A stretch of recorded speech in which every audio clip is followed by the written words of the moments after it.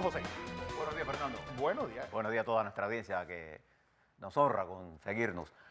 Oiga, así como Fernando todos los días le acerca la historia a ustedes, particularmente en estos desayunos en los que usted se toma su café, permítame acercarle el mundo de hoy a su café.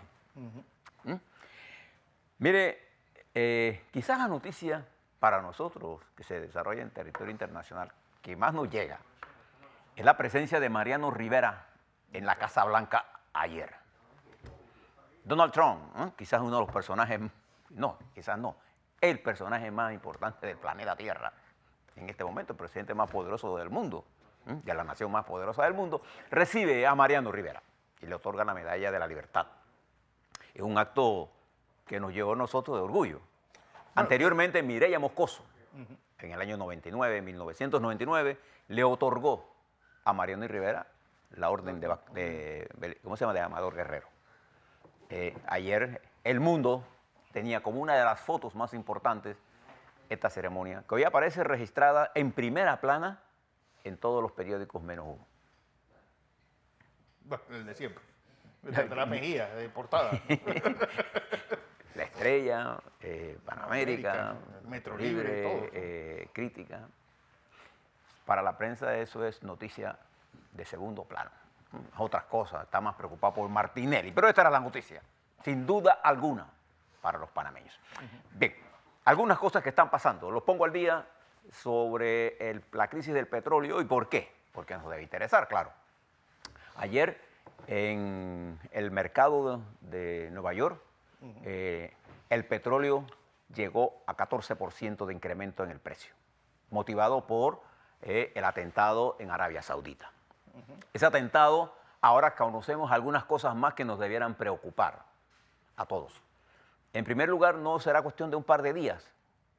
Según lo que se conoce ahora, la empresa Aramco, que es la empresa estatal saudita, una de las más importantes del mundo, anuncia que no será tan rápido volver al nivel de producción de los 9.8 millones de barriles de petróleo de Arabia Saudita procesados, sino que tomará más tiempo. ¿Y cuándo se hace? Exactamente al punto de entrar el otoño, pero donde se necesita además, urgente claro, búnker. y viene invierno, y te tienen que acumular. Bueno, resulta que ahora, acuérdense que esta empresa iba a ir al mercado, a la bolsa, con el 5% del valor de sus activos, Aramco. Están estudiando en Arabia Saudita si la sacan o no, a posponerla. La han pospuesto varias veces por la caída del mercado, ahora por esto.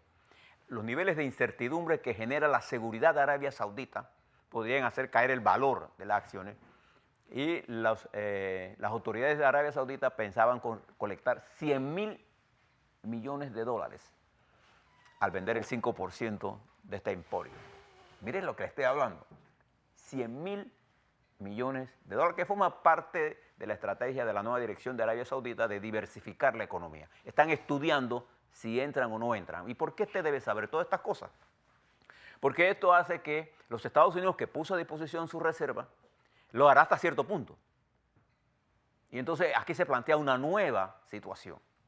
Si se prolonga, fíjese la palabra, la condicional que hizo, si se prolonga la entrada en plenitud del petróleo saudita al mercado, si se prolonga su ausencia, habrá que hacer uso de las reservas. Estados Unidos tiene reservas, las ha puesto a disposición para controlar el precio, pero hasta cierto punto. Claro. Y entonces esto abre la posibilidad para que Venezuela e Irán, que tienen medidas restrictivas por parte de Estados Unidos, entonces se liberen y o la hacen oficial o extraoficialmente se va a comercializar. Suplen el mercado.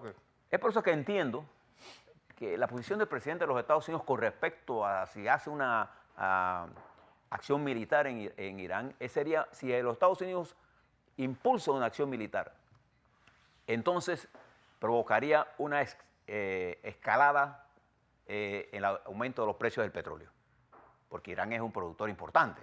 Irak bajando la producción, Libia ha vuelto un desastre, Venezuela sin capacidad de entrar al mercado por razones de restricciones y por por razones de deterioro de infraestructura. de la infraestructura petrolera, haría esto casi imposible. Por eso usted tiene que mirar el mundo como está pasando.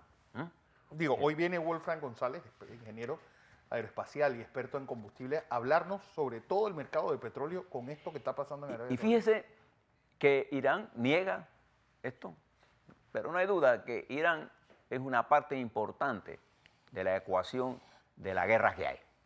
Arabia Saudita ha sido cautelosa en señalar armamento procedente de Irán, pero no dijo territorio de Irán. ¿Y por qué no lo dice? Porque Arabia Saudita está en medio de la guerra. Y entonces los expertos de las Naciones Unidas han dicho que no tienen certeza de cómo se produjo esto. Y se ha abierto un espacio. Y la razón por la que nadie se atreve a meter esto es porque cualquier nuevo incidente provocaría un incremento en escalada en los precios y usted se imagina lo que eso significa para nosotros.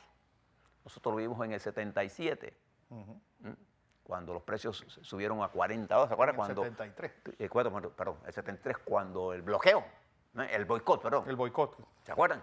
Y después el precio se disparó en el 77 también. Eso tuvo efecto en la economía directo en el mundo. Entonces, de eso es que estamos hablando. Súmele esto al problema de la guerra comercial y usted tiene que darse cuenta que los factores externos no son tan buenos como para estar peleando aquí en el país y no darse cuenta de lo que le voy a hablar más adelante, que debemos hacer para activar la economía panameña. Mientras eso está ocurriendo y el presidente Trump dice que él no quiere una guerra, no la quiere no porque no tenga fortaleza militar, no, porque hay conceptos estratégicos. Yo le he dicho que el presidente de los Estados Unidos es renuente al uso de la fuerza militar, es experto en la presión política económica, experto, pero es muy renuente al uso del ejército de los Estados Unidos, a pesar de que se ha impulsado. Esa es la pelea que hay entre los aparatos de seguridad del presidente Trump, un problema de enfoque estratégico. Uno piensa en línea este y el otro piensa en línea oeste, diametralmente opuestos, o antípodas, para decírselo más elegantemente. Hoy, mientras estamos conversando, se están desarrollando las elecciones en Israel. Benjamín Netanyahu se juega su futuro político. Esta va a ser unas elecciones duras para él. Él ha estado acostumbrado a este tipo de elecciones. Él ha ganado estrechamente utilizando el miedo como instrumento de propaganda política. Y ahora está prometiendo el Valle del Jordán. Está prometiendo todo lo que quiera, lo que tenga que prometer, porque se la juega toda aquí. Pero esto no ha tenido incluso su libertad. Toda, claro, porque está en un proceso de llamamiento a juicio. Entonces, esto que eleva la atención ha sido disminuida por lo sucedido en Arabia Saudita. Pero hoy Israel está en elecciones, es un país de clave en la estabilidad del Mediano Oriente. Ha producido, usted le presentó ahí al primer ministro Begin, ha producido grandes dirigentes guerreros. Todos. Bueno, Israel tiene esa particularidad que yo creo que no ha habido un primer ministro que no haya sido militar. Pero por eso, porque esto es un... Digo, Golda Meir, tal vez, pero... No, pero Golda Meir era parte de la resistencia. Sí, tenía parte de... La historia de Israel es una historia interesante de heroísmo, visto de los intereses israelitas. Usted va a la historia de los árabes, también es una historia de heroísmo. O sea, esto es una zona de combate. Usted le mencionaba una serie que se daba en televisión, Fauda. Bueno, ahí usted ve la ansiedad de ambos. A nadie le gusta vivir en esa tensión. Pero bueno, Israel, nosotros le vamos a dar los resultados. Ya más tarde sabremos por dónde va el asunto y por qué es importante.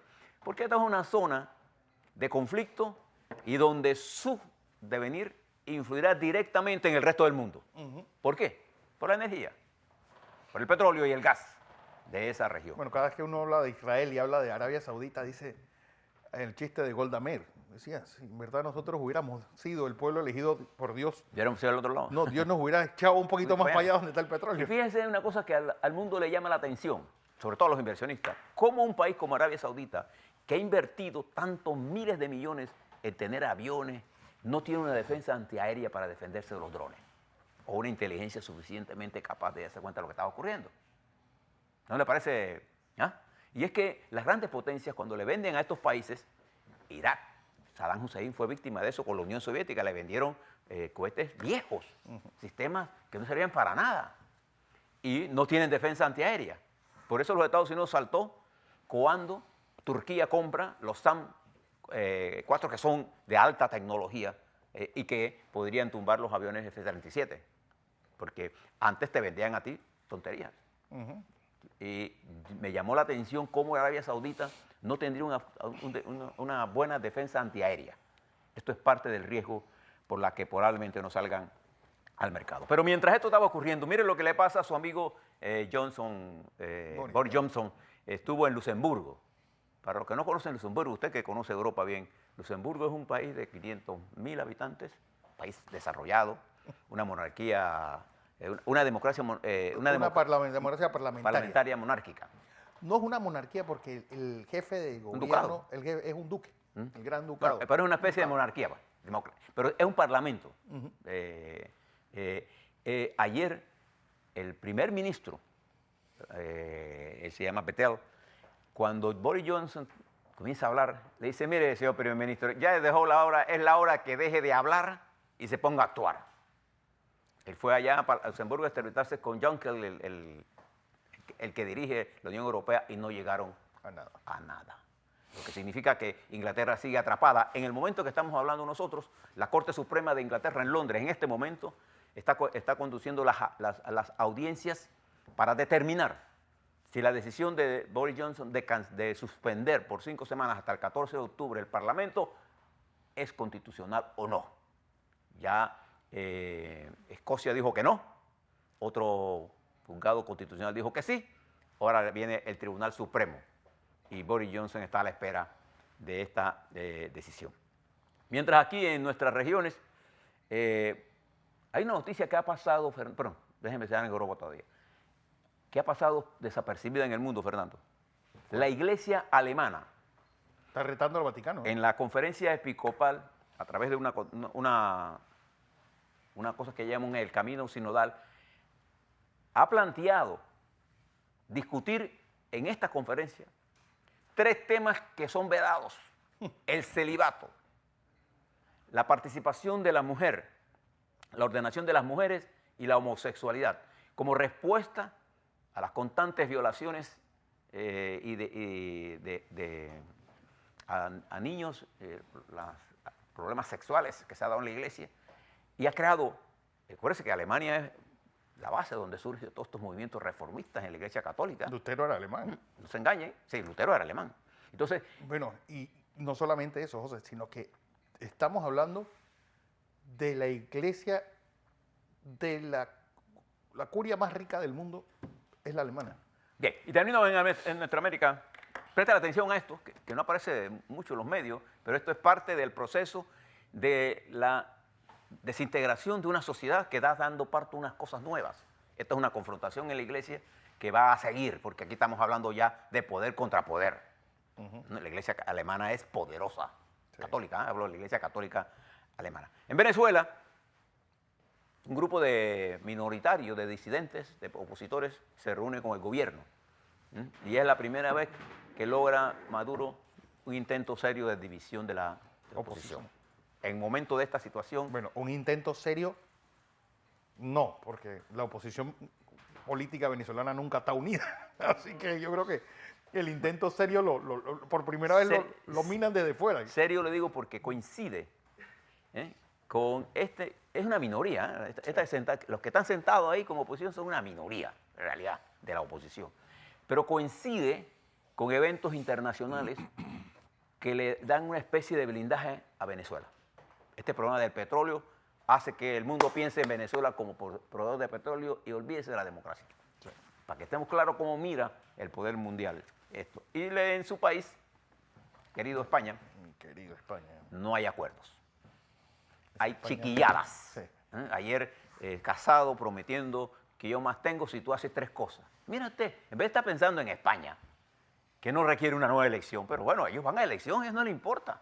4 elecciones. Ahí hay una clase de gente dirigiendo a España. Que Dios los agarre y los proteja. A la vuelta vamos a hablar sobre Panamá. Mire que le voy a hablar sobre un tema que a usted le interesa. Panamá Oeste ya está cansada del problema de la luz eléctrica. Le voy a explicar, la SEP dio una serie de instrucciones.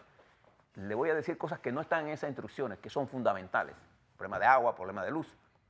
Le voy a hablar sobre el caso, para darle un pantallazo de eso, Pero quiero detenerme en un tema central.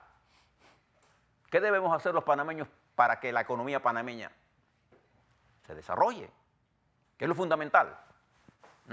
Para usted, para mí, para Fernando, para todas las empresas, para todos los panameños y panameñas, si no hay desarrollo, crecimiento, desarrollo, participación, estamos mal. A la vuelta, el Frente Doméstico.